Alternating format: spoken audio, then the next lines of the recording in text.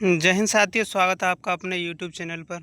तो दोस्तों, आशा करता हूँ आप सभी स्वस्थ होंगे और अपने एग्ज़ाम की तैयारी में लग रहे होंगे। तो दोस्तों, आज मैं आपके लिए एक बेहतरीन वीडियो लेकर आ चुका हूँ जो कि आप NEP 2020 पर होने वाली है। इसमें कुछ इंपॉर्टेंट क्वेश्चन हैं जो आपके सामने इस प्रकार हैं। तो दोस्तों, सबसे पहले आपका फर्स्ट क्वेश्चन आ चुका है। फर्स्ट क्वेश्चन है दोस्तों आपके लिए, राष्ट्रीय शिक्षा नीति क्या है दोस्तों? राष्ट्रीय शिक्षा नीति 2020 को कब अनुमोदित किया गया था? तो दोस्तों, राष्ट्रीय शिक्षा नीति को जो अनुमोदित किया गया था उसका समय आपको बताना है। तो दोस्तों, इसका जो राइट आंसर जो हो जाएगा दोस्तों, वह हो जाएगा आपका ऑप्शन नंबर बी। 29 जुलाई 2020 को दोस्तों राष्ट्रीय शिक्षा नीति 2020 को जो है अनुमोदित किया गया था। आइए दोस्तों, नेक्स्ट क्वेश्चन की तरफ चलते हैं।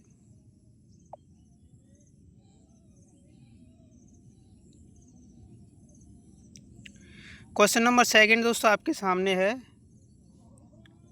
NEP 2020 किस वर्ष तक भारत की शिक्षा प्रणाली को बदलने का लक्ष्य रखती है? तो दोस्तों, NEP 2020 के अकॉर्डिंग भारत की शिक्षा प्रणाली को बदलने का जो लक्ष्य रखा गया था दोस्तों, वह रखा गया था आपका ऑप्शन नंबर बी 2030 तक। दोस्तों, इसको फुल्ली तरीके से इम्प्लीमेंट करने की बात कही गई है कि 2030 तक अच्छी तरह से इम्प्लीमेंट हो जाएगी। आइए दोस्तों, नेक्स्ट क्वेश्चन की तरफ चलते हैं। क्वेश्चन नंबर 3 दोस्तों आपके सामने है, NEP 2020 के अनुसार वर्तमान 10+2 शैक्षिक मॉडल को किस नए पाठ्यक्रम प्रणाली द्वारा प्रतिस्थापित किया जाएगा? तो दोस्तों, इससे पहले जो आपका शैक्षिक मॉडल चल रहा था दोस्तों, वह था 10+2 का, जिसमें फर्स्ट से लेकर 10 तक की क्लास है और आफ्टर 2 जो है वो 11th और 12th थी। अब जो दोस्तों जो पाठ्यक्रम प्रणाली जो लागू करी गई है NEP 2020 के अकॉर्डिंग, वह है दोस्तों 5+3+3+4 की, यानी ऑप्शन नंबर बी दोस्तों इसमें आपका राइट आंसर हो जाएगा। आइए दोस्तों, नेक्स्ट क्वेश्चन की तरफ चलते हैं।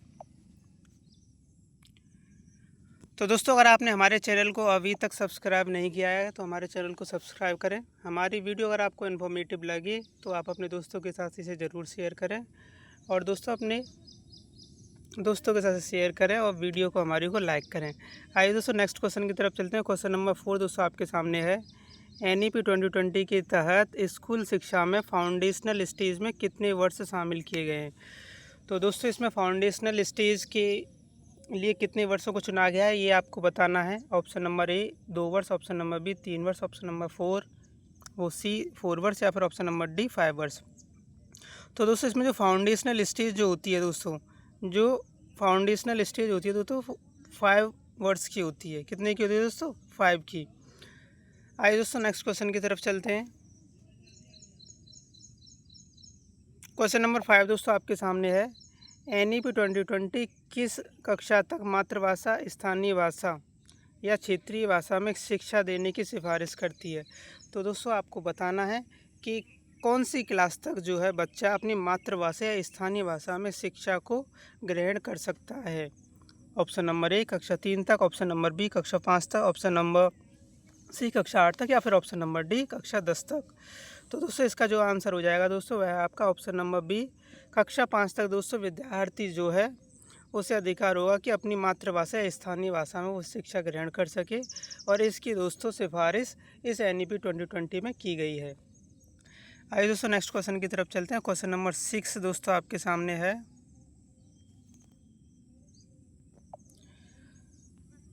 राष्ट्रीय शिक्षा नीति 2020 के अनुसार शिक्षकों के लिए सतत व्यावसायिक विकास यानी कंटिन्यूअस प्रोफेशनल डेवलपमेंट CDP, जिसे आप CDP बोलते हैं, के लिए प्रतिवर्ष न्यूनतम कितने घंटे आवश्यक हैं? तो दोस्तों, शिक्षकों के लिए सतत व्यावसायिक विकास है जो CDP के दोस्तों प्रतिवर्ष न्यूनतम जो घंटे आवश्यक करे गए हैं वो आपको बताना है। वो कितने हैं? 30 घंटे, 40 घंटे, 50 घंटे या फिर 60 घंटे। तो दोस्तों, इस क्वेश्चन का जो राइट आंसर है दोस्तों, वह आपका ऑप्शन नंबर सी 50 घंटे दोस्तों तय किए गए हैं राष्ट्रीय शिक्षा नीति 2020 के अकॉर्डिंग। आइए दोस्तों, नेक्स्ट क्वेश्चन की तरफ चलते हैं। क्वेश्चन नंबर 7 दोस्तों आपके सामने है। तो दोस्तों, NEP 2020 में ECCE का पूर्ण रूप आपको बताना है। क्या है ECCE का पूर्ण रूप? Elementary child care and education, option number A, option number B early childhood care and education, option number C essential child care and education, या फिर option number D educational child care and engagement. तो दोस्तों इस question का जो right answer हो जाएगा ECCE का जो फुल डेफिनेशन है यानी फुल फॉर्म जो है दोस्तों वह हो जाएगी आपके option number B early childhood care and education. ये दोस्तों इसमें आपका राइट आंसर हो जाएगा ऑप्शन नंबर बी। आइए दोस्तों नेक्स्ट क्वेश्चन की तरफ चलते हैं। क्वेश्चन नंबर 8 दोस्तों आपके सामने है। NEP 2020 के अनुसार स्नातक पाठ्यक्रम कितने वर्षों का हो सकता है। तो दोस्तों स्नातक पाठ्यक्रम आपको बताना है कितने वर्षों का रहेगा NEP 2020 के अकॉर्डिंग। ऑप्शन नंबर ए केवल 3 वर्ष, ऑप्शन नंबर बी केवल 4 वर्ष, ऑप्शन नंबर सी 3 या 4 वर्ष विद्यार्थी की इच्छा पर आधारित है, या फिर ऑप्शन नंबर डी 2 या 3 वर्ष। तो दोस्तों इस क्वेश्चन का जो राइट आंसर हो जाएगा वो होगा आपका ऑप्शन नंबर सी 3 या 4 वर्ष। यह विद्यार्थी की इच्छा के अकॉर्डिंग दोस्तों चलेगा। जैसे 3 इयर्स की अगर आप जैसे आपको अगर BSc करनी है तो वो 3 इयर्स की होती है, लेकिन आपने सोचा कि आपको B.Ed भी करनी है तो दोस्तों आप इंटीग्रेटेड कोर्स कर सकते हो BSc B.Ed। तो दोस्तों वो आपका 4 इयर्स का होता है। कितने इयर्स का होता है? 4 इयर्स का। ऐसे ही दोस्तों आप BA B.Ed कर सकते हो। ठीक है, तो दोस्तों ये कुछ विद्यार्थी की इच्छा पर डिपेंड करता है कि वो 3 इयर्स का करेगा या फिर 4 इयर्स का। ओके स्टूडेंट्स, आइए दोस्तों नेक्स्ट क्वेश्चन की तरफ चलते हैं।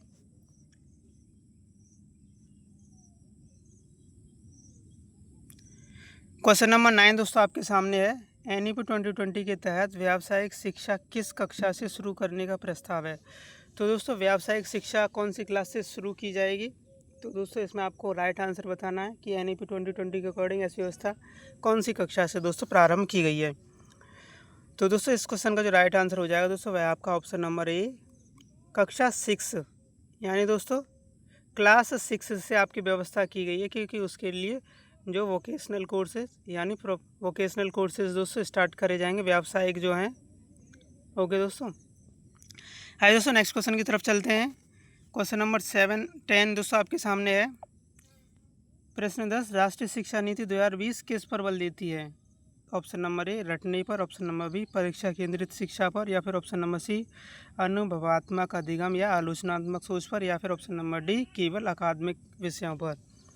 तो दोस्तों राष्ट्रीय शिक्षा नीति 2020 जो बल देती है, जिस विषय पर दोस्तों ज़्यादा बल देती है वह है आपका ऑप्शन नंबर सी अनुभवात्मक अधिगम एवं आलोचनात्मक सोच पर, यानी एक्सपीरियंस लर्निंग और दोस्तों क्रिटिकल थिंकिंग पर दोस्तों ये बेस है आपकी NEP 2020। आइए दोस्तों नेक्स्ट क्वेश्चन की तरफ चलते हैं।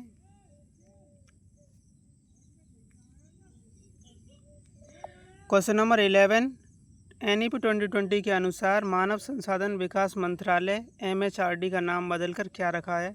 ऑप्शन नंबर ए शिक्षा एवं कौशल मंत्रालय, ऑप्शन नंबर बी शिक्षा मंत्रालय, ऑप्शन नंबर सी ज्ञान मंत्रालय, या फिर ऑप्शन नंबर डी विकास और शिक्षा मंत्रालय। तो दोस्तों NEP 2020 के अकॉर्डिंग मानव संसाधन विकास मंत्रालय यानी MHRD का जो नाम बदलकर वो रखा गया है आपका ऑप्शन नंबर बी शिक्षा मंत्रालय। आइए दोस्तों नेक्स्ट क्वेश्चन की तरफ चलते हैं। क्वेश्चन नंबर 12 दोस्तों आपके सामने है। NEP 2020 में प्रस्तावित परख का पूर्ण रूप क्या है। तो दोस्तों परख का पूर्ण रूप आपको बताना क्या हो जाएगा। तो दोस्तों परख का जो पूर्ण रूप हो जाएगा मैं आपको बताना चाहूँगा कि परख का पूर्ण रूप क्या है।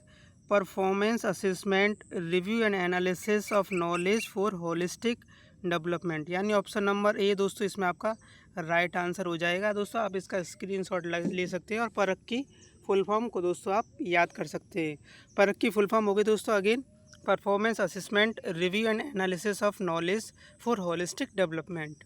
ओके स्टूडेंट्स, नेक्स्ट क्वेश्चन की तरफ चलते हैं। क्वेश्चन नंबर 13 दोस्तों आपके सामने है। NEP 2020 के अनुसार उच्च शिक्षा में सकल नामांकन अनुपात यानी ग्रॉस एनरोलमेंट रेशियो GER को किस वर्ष तक 50% बढ़ाने का लक्ष्य रखा गया है। तो दोस्तों सकल जो नामांकन अनुपात है यानी ग्रॉस एनरोलमेंट रेशियो है दोस्तों यह 50% तक बढ़ाने का जो लक्ष्य है वो किस वर्ष तक रखा गया है। तो दोस्तों इसका जो राइट आंसर है वह हो जाएगा आपका ऑप्शन नंबर सी 2035 तक। आइए दोस्तों नेक्स्ट क्वेश्चन की तरफ चलते हैं। क्वेश्चन नंबर 14 दोस्तों आपके सामने है। NEP 2020 किस पाठ्यक्रम को समाप्त करने का सुझाव देती है। तो दोस्तों इस वाली NEP 2020 में एक जो कोर्स है उसे समाप्त करने का सुझाव दिया गया था। तो दोस्तों वह है आपका ऑप्शन नंबर सी, एमफिल। क्या है दोस्तों?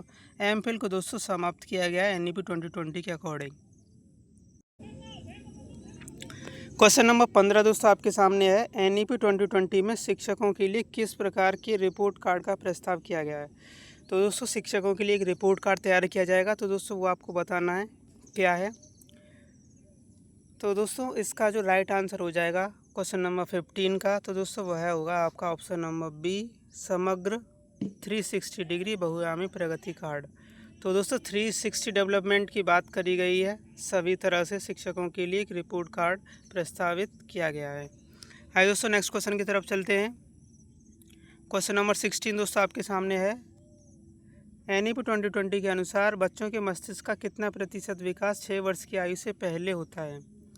तो दोस्तों इस क्वेश्चन का जो राइट आंसर है दोस्तों, ये वेरी इंपॉर्टेंट है। क्या है दोस्तों? ये क्वेश्चन भी आपका वेरी इंपॉर्टेंट है कि 6 वर्ष की आयु से पहले बच्चे का माइंड का कितना विकास हो जाता है।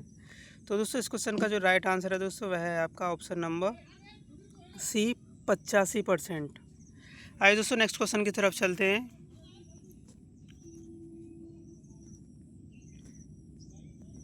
क्वेश्चन नंबर 17 दोस्तों, NEP 2020 में प्रस्तावित बहुविषयक यानी मल्टी डिसिप्लिनरी एजुकेशन का क्या अर्थ है।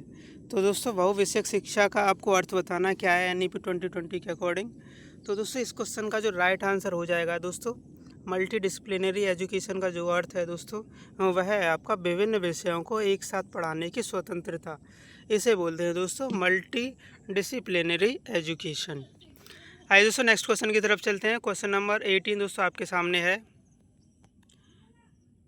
18 दोस्तों, राष्ट्रीय शिक्षा नीति 2020 में शिक्षा पर सकल घरेलू उत्पाद GDP का कितना प्रतिशत खर्च करने का लक्ष्य रखा गया है।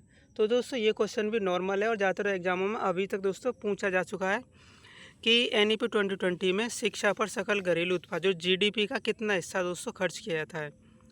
तो दोस्तों इसका जो लक्ष्य रखा गया है GDP का शिक्षा के ऊपर दोस्तों, वह है आपका ऑप्शन नंबर सी, 6%। तो ऑप्शन नंबर सी दोस्तों इसमें आपका राइट आंसर हो जाएगा। आइए दोस्तों नेक्स्ट क्वेश्चन की तरफ चलते हैं। क्वेश्चन नंबर 19 आपके सामने है,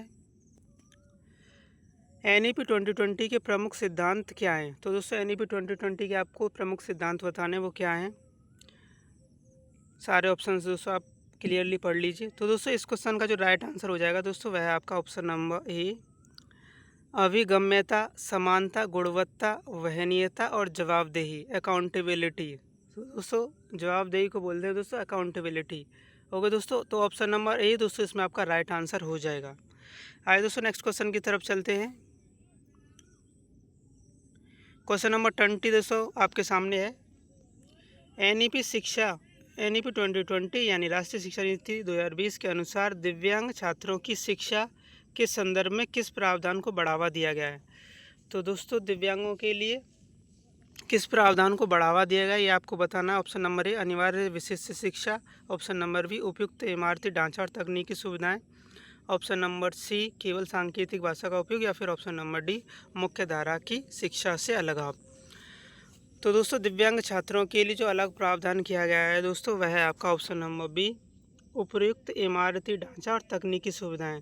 तो दोस्तों जो दिव्यांग हैं, जो चल नहीं सकते ज़्यादा, तो दोस्तों उनके लिए ग्राउंड फ्लोर पर ही तो दोस्तों उनकी क्लासेस का अरेंजमेंट किया गया है।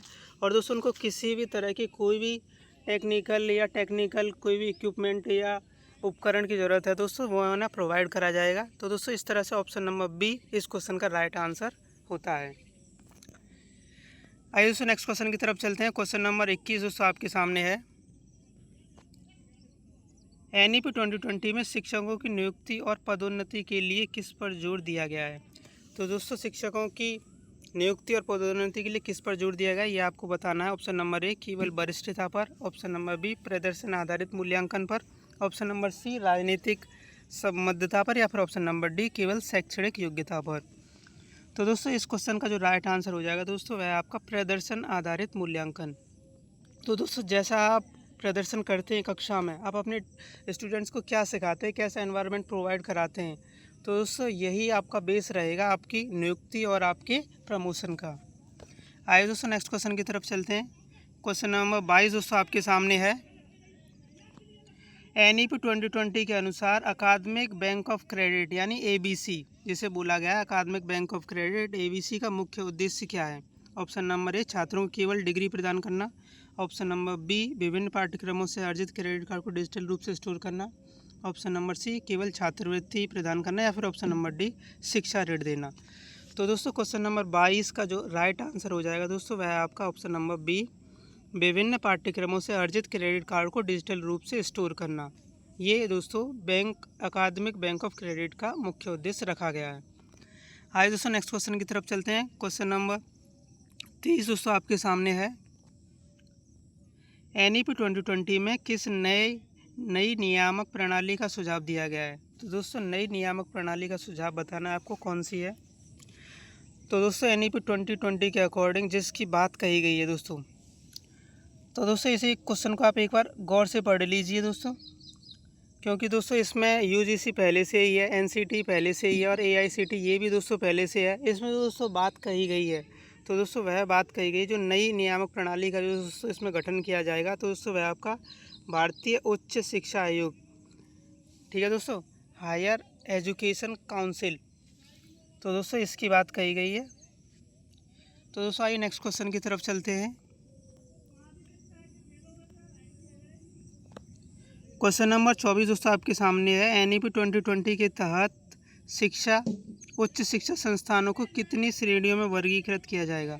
तो दोस्तों उच्च शिक्षा संस्थानों को कितनी श्रेणियों में विभाजित किया गया है ये NEP 2020 में बताया गया है।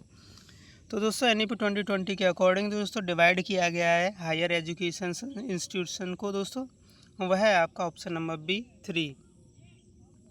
आइए दोस्तों नेक्स्ट क्वेश्चन की तरफ चलते हैं। क्वेश्चन नंबर 25 यानी 25 दोस्तों आपके सामने है। NEP 2020 में छात्रों के मूल्यांकन के लिए किस प्रकार के बदलाव की सिफारिश की गई है? तो दोस्तों आपको बताना है कि NEP 2020 के में जो छात्रों का जो दोस्तों एवेल्यूएशन है, क्या है एवेल्यूएशन में किस प्रकार से बदलाव किए जाएंगे या कौन से बदलाव की जो सिफारिश की गई वो आपको बताना है। ऑप्शन नंबर ए योगात्मक मूल्यांकन से रचनात्मक मूल्यांकन की ओर बदलाव। ऑप्शन नंबर बी रटने से दूर समझ आधारित मूल्यांकन। ऑप्शन नंबर सी केवल परीक्षा परिणाम पर ध्यान केंद्रित करना, या फिर ऑप्शन नंबर डी ए और बी दोनों। तो दोस्तों इसमें जो बात कही है छात्रों के मूल्यांकन की, तो दोस्तों वह हो जाएगी आपका ऑप्शन नंबर डी ए और बी दोनों। तो दोस्तों इसमें योगात्मक मूल्यांकन से आप रचनात्मक मूल्यांकन की ओर बढ़ेंगे, और दोस्तों रटने से अच्छा है कि आप स्टूडेंट्स को विद्यार्थियों को समझाएं, ठीक है। तो दोस्तों इस तरह से आपका ऑप्शन नंबर ए और बी राइट आंसर हो जाएगा। आइए दोस्तों नेक्स्ट क्वेश्चन की तरफ चलते हैं। क्वेश्चन नंबर 26 दोस्तों आपके सामने है। NEP 2020 में राष्ट्रीय शैक्षिक प्रौद्योगिकी मंच यानी NETF के निर्माण का क्या उद्देश्य रखा गया है? तो दोस्तों NETF का आपको उद्देश्य बताना, आपको लक्ष्य बताना क्या रखा गया है। केवल ऑनलाइन पाठ्यक्रम प्रदान करना, option number A. Option number B शिक्षा में प्रौद्योगिकी के उपयोग को बढ़ावा देना। ऑप्शन नंबर सी शिक्षकों को प्रशिक्षित करना, या फिर ऑप्शन नंबर डी शिक्षा के लिए धन जुटाना। तो दोस्तों राष्ट्रीय शैक्षिक प्रौद्योगिकी मंच के निर्माण का जो उद्देश्य है दोस्तों वह है आपका ऑप्शन नंबर बी शिक्षा में प्रौद्योगिकी के उपयोग को बढ़ावा देना। तो दोस्तों शिक्षा में आप टेक्नोलॉजीज़ को यूज़ करोगे तो आप बेटर एजुकेशन को बना सकते हो और अच्छी अच्छी चीज़ों को आप इजीली सीख सकते हो। तो दोस्तों टेक्नोलॉजी का use day by day increase हो रहा है आपकी एजुकेशन में। तो ऑप्शन नंबर बी दोस्तों इसमें आपका राइट आंसर हो जाएगा। आइए दोस्तों नेक्स्ट क्वेश्चन की तरफ चलते हैं। क्वेश्चन नंबर 27 दोस्तों आपके सामने है। NEP 2020 में बुनियादी साक्षरता और संख्यात्मक ज्ञान जिसे आप बोलते हो फाउंडेशनल लिटरेसी एंड न्यूमरेसी, जिसे FLN दोस्तों बोला गया है, पर विशेष जोर देने का लक्ष्य किस वर्ष तक रखा गया है? तो दोस्तों FLN पर जोर दिया गया है दोस्तों, वह कौन सी साल तक जोर देने का लक्ष्य रखा गया वो आपको बताना है, जिसमें दोस्तों बुनियादी साक्षरता और संख्यात्मक ज्ञान बच्चे को होना ही चाहिए। तो दोस्तों इसमें जो राइट आंसर हो जाएगा दोस्तों वह है आपका ऑप्शन नंबर ए 2025 तक। क्लियर है दोस्तों, ऑप्शन नंबर ए दोस्तों इसमें आपका राइट आंसर हो जाएगा। आइए दोस्तों नेक्स्ट क्वेश्चन की तरफ चलते हैं। क्वेश्चन नंबर 28 दोस्तों आपके सामने है। राष्ट्रीय शिक्षा नीति 2020 के अनुसार शिक्षण अधिगम प्रक्रिया किस उपागम से किस उपागम की ओर बदलाव की अनुशंसा करती है? तो दोस्तों आपको बताना है कि किस से और किसकी तरफ जा रही है। तो दोस्तों इसमें जो आपका राइट आंसर हो जाएगा दोस्तों, आप एक बार ऑप्शन नंबर ए देखिए, रटंत अधिगम से संकल्प कल्पनात्मक समझ की ओर, ये दोस्तों राइट है, इसकी तरफ बढ़ रही है। शिक्षक केंद्रित से पाठ्य केंद्रित की ओर, तो दोस्तों ये भी राइट है। कठोरता से बहुविषयकता की ओर, तो दोस्तों ऐसा तो है नहीं। तो और ऑप्शन नंबर डी, ए और सी दोनों। तो दोस्तों इसमें जो आपका राइट आंसर हो जाएगा दोस्तों, वह आपका ऑप्शन नंबर डी, ए और सी दोनों। दोस्तों सॉरी दोस्तों, इसमें आप एक बार और गौर से पढ़ लीजिएगा। ठीक है दोस्तों, इसमें शिक्षक केंद्रित से पाठ्यक्रम केंद्रित की ओर, ये दोस्तों गलत लिखा है। ये दोस्तों इसमें चाइल्ड सेंटर्ड है। क्या है दोस्तों? चाइल्ड सेंटर्ड की बात करें, बच्चे को दोस्तों केंद्र मानकर दोस्तों उसका पाठ्यक्रम और उसकी एजुकेशन दोस्तों कराई जाएगी। तो दोस्तों ऑप्शन नंबर बी दोस्तों इसमें नहीं होगा, आपका ये हो जाएगा option number A and option number C. आइए दोस्तों नेक्स्ट क्वेश्चन की तरफ चलते हैं। क्वेश्चन नंबर 29 दोस्तों आपके सामने है। NEP 2020 के अनुसार उच्च शिक्षा में अनुसंधान को बढ़ावा देने के लिए किस निकाय की स्थापना की गई है? तो दोस्तों उच्च शिक्षा में अनुसंधान को बढ़ावा देने के लिए जो दोस्तों बात कही गई है, जिस निकाय की दोस्तों बात कही गई है दोस्तों, वह है आपका ऑप्शन नंबर ए, राष्ट्रीय अनुसंधान फाउंडेशन, NRF की दोस्तों बात कही गई है। आइए दोस्तों नेक्स्ट क्वेश्चन की तरफ चलते हैं। तो दोस्तों ये हमारी वीडियो का लास्ट क्वेश्चन है और आप इसे गौर से पढ़ें। दोस्तों अभी तक अगर आपने हमारे चैनल को सब्सक्राइब नहीं किया है तो चैनल को सब्सक्राइब करें।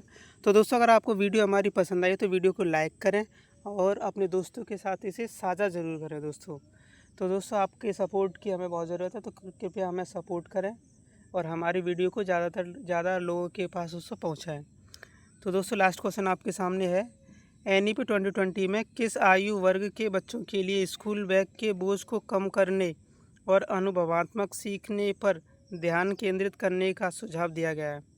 तो दोस्तों NEP 2020 में आपको बताना है कि स्कूल के बैग को कम करने की बात कही गई है और वो कौन सी कक्षा तक है दोस्तों, वो आपको बताना है। तो दोस्तों इस क्वेश्चन का जो राइट आंसर हो जाएगा दोस्तों, वह है आपका सभी स्कूली छात्रों के लिए। ठीक है दोस्तों, सभी स्कूली छात्रों के लिए जो है ये बात कही गई है कि बच्चों के स्कूल बैग के बोझ को कम करना है और उनका जो सीखने का है वो एक्सपीरियंस लर्निंग के बेस होना चाहिए। किसके बेस होना चाहिए? तो एक्सपीरियंस, कि वो अनुभव करते रहें और सीखते रहें। ऐसी दोस्तों आपको एजुकेशन प्रोवाइड करानी है स्टूडेंट्स को। तो दोस्तों आशा करता हूँ कि आपको हमारी वीडियो पसंद आई हो। वीडियो अगर पसंद आई है तो वीडियो को लाइक करें दोस्तों, अपने दोस्तों के साथ इसे शेयर करें। और दोस्तों अगर आप हमारे चैनल पर पहली बार विजिट कर रहे हैं या अचानक से आपके सामने हमारी वीडियो आ गई है तो अपनी हमारे चैनल को सब्सक्राइब किए बिना ना जाएं दोस्तों। तो दोस्तों हमारे चैनल को सब्सक्राइब ज़रूर करें दोस्तों। तो दोस्तों मैं अपनी वीडियो को यहीं विराम देता हूँ। जय हिंद, जय भारत, धन्यवाद दोस्तों।